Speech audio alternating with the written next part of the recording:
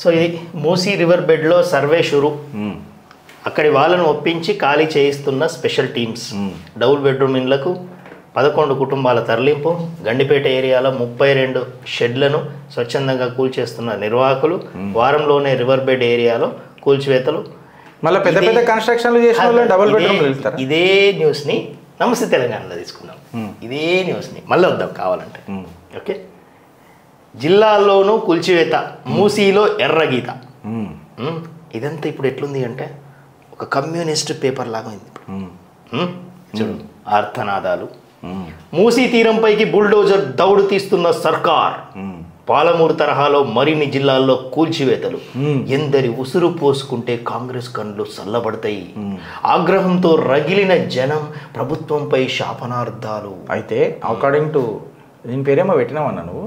ఎవరికి? నమస్తే తెలంగాణ పేరేమో పెట్టినావు వెనకటికి.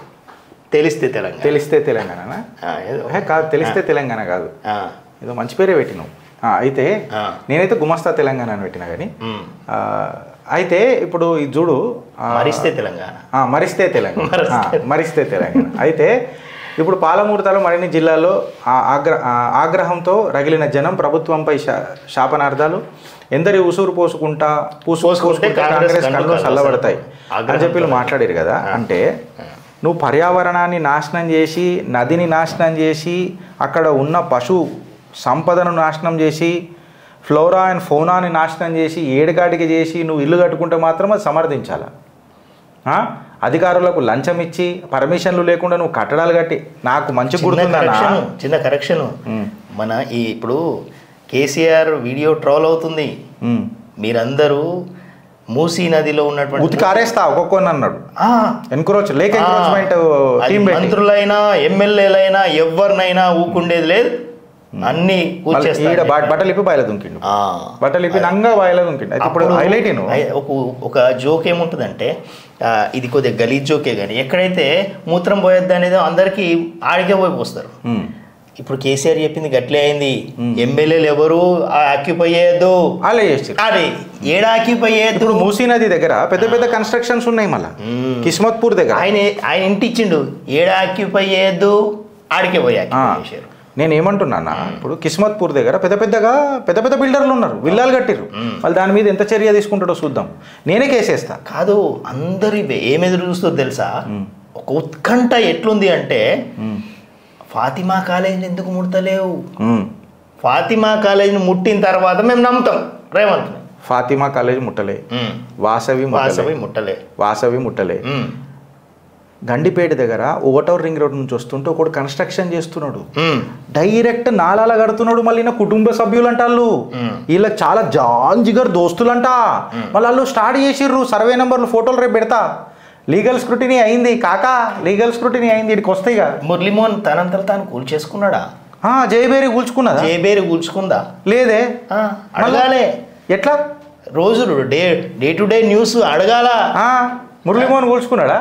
చంద్రబాబు నాయుడుతో ఫీజు రియంబర్స్మెంట్ సెటిల్ చేస్తానన్నట్టు జయబేరితో సెటిల్మెంట్ చేసుకున్నాడు. ఇది అడగాల. ప్రజల్లోకి తీసుకొచ్చింది హైడ్రాని. జయబేరికి ఖాన్బేరి కొడతాను, ఇలా జయబేరి అంటున్నాడు. దాన్ని గట్లుంటది కథ. ఇంకోటి ఏంటన్నా, కిస్మత్పూర్ దగ్గర మన ఆంజనేయ స్వామి ఒక విగ్రహం ఉంటుంది. చాలా చూడచక్కటి విగ్రహం, సీరియస్గా చెప్తున్నా, చాలా మంచిగా ఉంటుంది. అసలు ఆ రాళ్ళ మీద చాణక్యుడి నాటి చెక్కినాయి అంట అవి. ఓకే, అవన్నీ చెక్కినాయి అప్పటి వంట. అవి రాళ్ళల్లో ఒకడు వస్తాడు, ఒకడు వచ్చి ఇది నాదంటాడు. అరే ఇది FTL రా అని అంటే, వాళ్ళు వచ్చినప్పుడు చూసుకుంటా నేను. అప్పటిదాకా నాది, నేను ఫామ్ హౌస్ కట్టుకుంటా. నీ అయ్యా జాగిరి కట్టుకుంటావు. ఇప్పుడు మరి రేవంత్ అన్న పుణ్యం అంటూ మా హనుమంతుడు న్యాయం జరుగుతున్నదాడు. ఈ శాపనార్థాలు ఎందుకైతే? దేవుడు విగ్రహాన్ని మూసీ నదిలో వేసిర్రన్న, హనుమంతుడు విగ్రహాన్ని పోరలు పెట్టిర్రాడ. విశ్వ హిందూ పరిషత్ పోరలు. ఆ పోరడు పేరు శ్రీకాంత్. నేను చెప్తున్నా, శ్రీకాంత్, ఆ పోరడు పేరు శ్రీకాంత్. ఇప్పటిదాకా కొట్లాడుతున్నాడు. నాకు కూడా కొన్ని విభేదాలు, నేను కూడా ఓడు బంద్ చేసిన చాలా రోజులు. ఆడ కొన్ని గ్రూపులు అయినాయి ఆ దేవాలయానికి. ఈ గ్రూపులలో నేను పనిచేయలేదు. కొన్ని రోజులు నేను కూడా పోయినాడికి, అరే ఏమో నువ్వు మా గుడిని ఎట్లా చేస్తావు, నేను కూడా కొట్లాడినా ఫాల్తుగా అంటున్నాడు అన్నాడు. నేను ఫామ్ హౌస్ కట్టుకుంటానని. ఆడు శివ అభిషేకం కూడా చేయలేడాడు, టెంట్ అయినాడు, పూజ చేసుకుంటాం రా అంటే అన్నయ్య జాగిరంట. గిట్లుంటాయి కథలు. ఇలా రేవంత్ రెడ్డి పుణ్యమా అంటూ కొన్ని ఖాళీ అవుతున్నాయి. ఇవన్నీ సమర్థించాలా విమర్శించాలా రెండు చేద్దాం. మళ్ళీ బడాబాబులకు ఏమైంది, వాసవేమే, జయబేర్ ఏమే, గండిపేట పోతుంటే కథ ఏమే, ఓటర్ రింగ్ రోడ్ దగ్గర వస్తే కనిపిస్తుంది. మన మన కేటీఆర్ అడుగుతారు కదా, మీ అన్నది ఏమే, అన్నదేమే, మీ అన్నది ఏమే, అన్నదేమే, మాదేమా మేము కూడా అడుగుతున్నా, మాదేమా అన్న కోరులు వేరేటోళ్ళ కోరులా మరి. సో